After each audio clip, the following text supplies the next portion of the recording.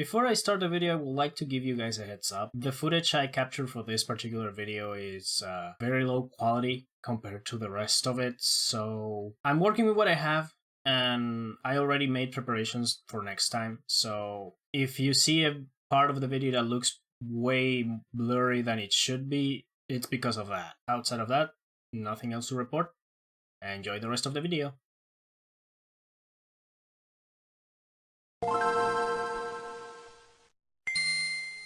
I don't know how to start this video without telling you that fighting games are old, and that most of them are basically just the arcade ladder with a PvP aspect on it. Depending on the era, sometimes the online is the main thing.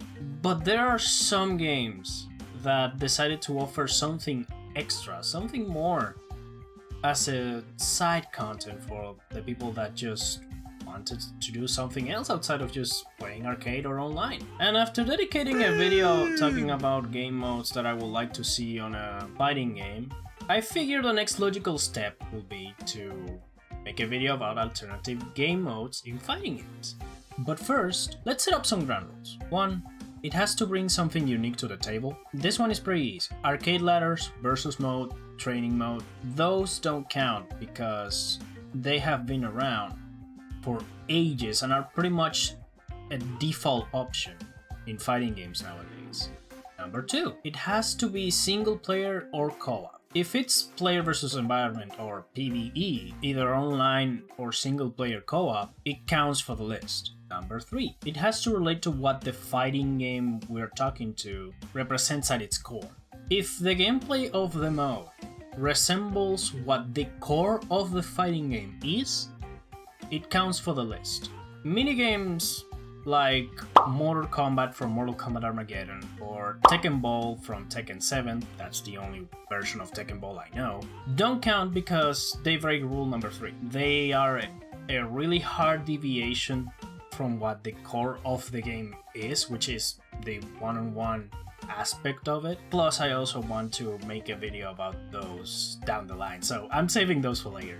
Now that we have the ground rules set, let's start with...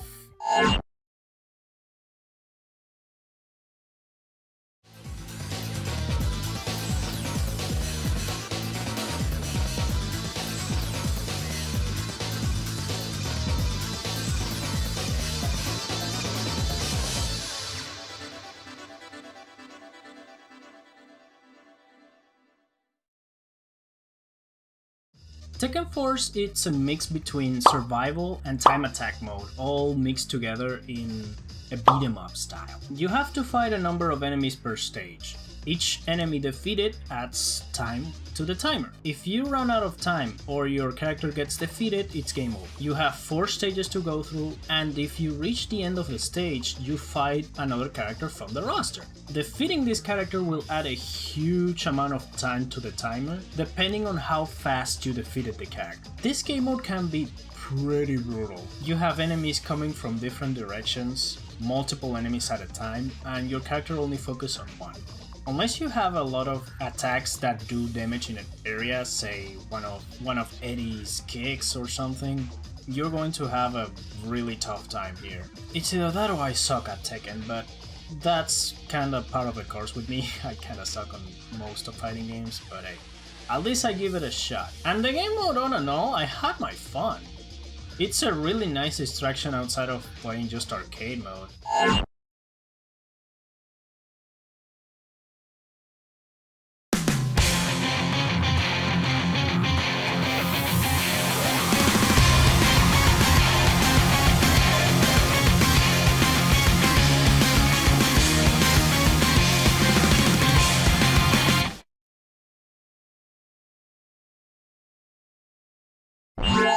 Abyss mode is a roguelike mode in which you can use currency to buy stat boost and or special abilities. You can get that currency by playing any of the other modes or in Abyss mode itself. In Abyss mode you go down the depths of the abyss, fighting your way through enemies, leveling up your character, and discovering items along the way. Every once in a while, you'll encounter a boss character that will challenge you in the middle of a regular fight, and these bosses appear at specific level depths. If you defeat the boss, you get a stat boost or an ability. The more you go down, the harder the bosses and regular characters get, but the rewards are way better. If you lose at some point during a run, you get a checkpoint with the stuff waiting for you. That is if you manage to reach level 100. I never clicked with anime fighters, but I have to admit, this was an incredibly fun experience. Giving BlazBlue in general a shot, it was a really good idea, and I totally recommend you getting this game. Oh, and I forgot, it's not an exclusive mode to Continuum Shift Extend. You can find this game mode on the regular version of Continuum Shift, Chrono Phantasma and the Extend version of it, and Central Fiction. Please note that in some of these games the name of the mode might change to Grim of the Abyss.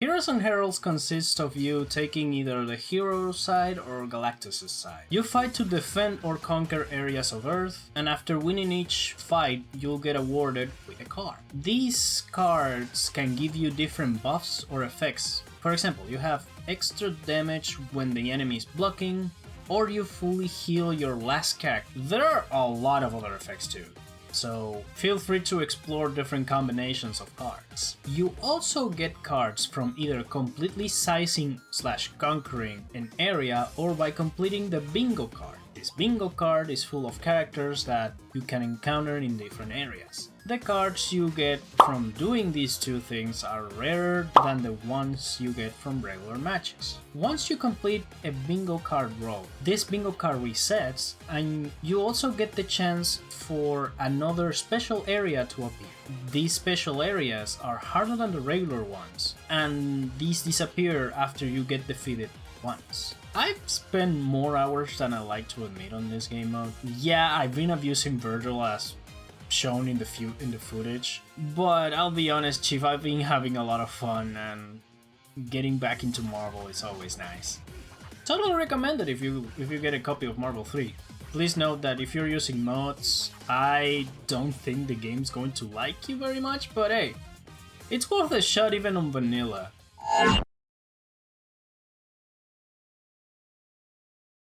But if you want to start off on the right foot in this city,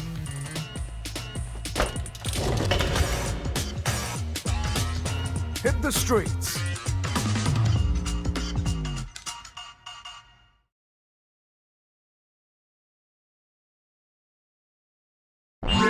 Street Fighter 6 World Tour makes us create a character, and said character is thrown into a world that resolves everything with fighting. We start our adventure in Metro City and then we make our way to the rest of the planet through the story. We meet and fight different characters from the Street Fighter world and the members of the roster themselves. The characters from the roster play the role as masters, teaching us their fighting style, special moves, and super moves that we can later use, switch, and swap to add to the different fighting styles and make our own customizable fighting style. The story is entertaining. I don't want to elaborate too much because I don't like to spoil everything, and the world itself is full of Street Fighter and other Capcom game reference if you have a keen eye for those.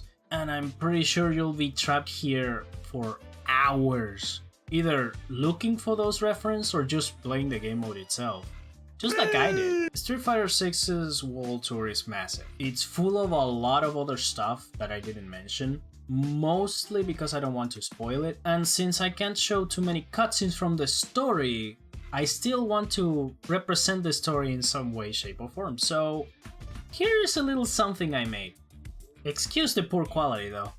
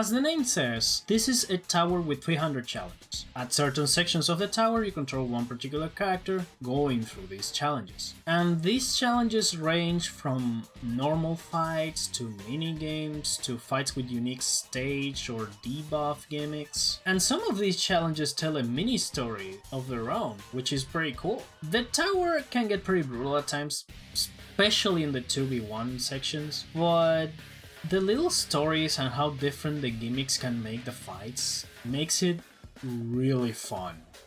And that's it. Yeah, that's all of it. Yep, nothing else. No more mod. Who am I kidding? You see the length of the video down there. I can fool you with that. I really don't want to talk about this mode, but since I'm still on MK9, might as well get it out of the way now before I do it on another video.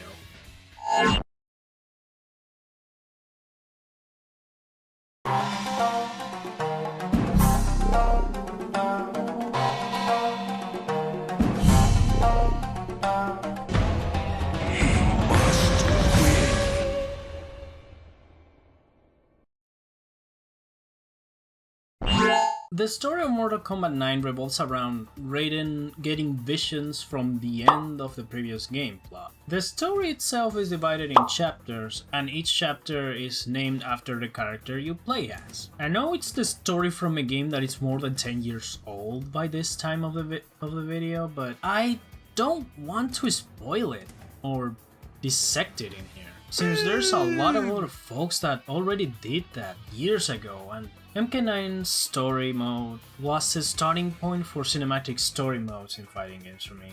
I remember right after MK9 released, almost all subsequent games followed suit. Its influence was even seen on not just NetherRealm games, but also in other franchises, for better or for worse. I know it technically started with Mortal Kombat vs DC Universe, but I think the game that actually put the cinematic story mode on the radar of everybody was MK9.